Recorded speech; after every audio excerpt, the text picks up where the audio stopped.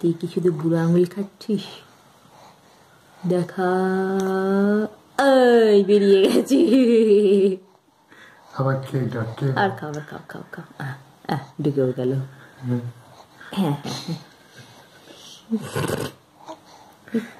হ্যাঁ এটাকে সাপোর্ট দিয়ে রাখে। এক এক সময় যদি কোলে তোলা হয় আর গলায় ঢুকে যাওয়া, কিন্তু দুটো আঙুল খাচ্ছে। আপনারা কি বুঝতে পারছেন কেউ?